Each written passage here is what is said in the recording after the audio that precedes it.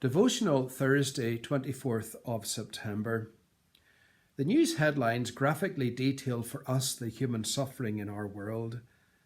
There is the aftermath of conflict in Syria and Yemen, the humanitarian crisis in Lebanon in the wake of the explosion in Beirut, and the refugee crisis as displaced Syrians make their way into Lebanon for safety, shelter and peace.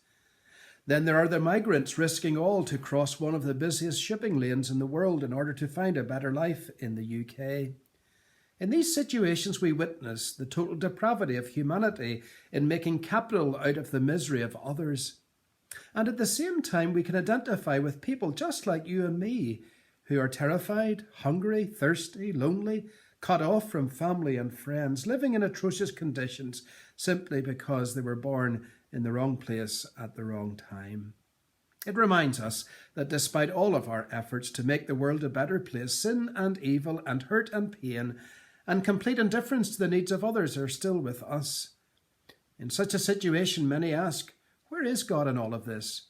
Has God deserted us? Well, I think the answer is not that God has deserted us, but that so many have deserted God and have allowed the spirit of evil to control their living and their thinking. Where is God then? Well, Stoddart Kennedy, the famous chaplain of the First World War, known as Woodbine Willie, had such a problem of how to reconcile the love of God with the sordidness, horror and pain of war. But when he looked at the figure of Christ on the cross, he came to the conclusion that God is not the one who causes suffering, but the one who shares it, as he expresses it in the words from one of his poems.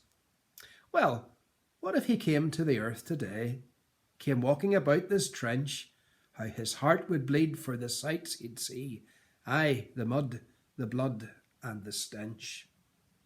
You see, the cross of Christ shows us that God is not the one who causes pain, evil, suffering, and disaster, but rather he is the one who enters into it with us. That God does not stand as a mere observer to all that is going on in the disaster areas, but that he is there sharing in the sufferings of the people, and he is calling on us too, not to be mere observers, but to do whatever we can to help in such situations. We see God not in the violent erupting forces of nature or in the depraved humanity, but in the lives of those who are still out searching to bring help and comfort to those caught up in the horror of it all. And what we all need to know, that even in the darkest moments, God is there, and there is no such thing as a hopeless situation.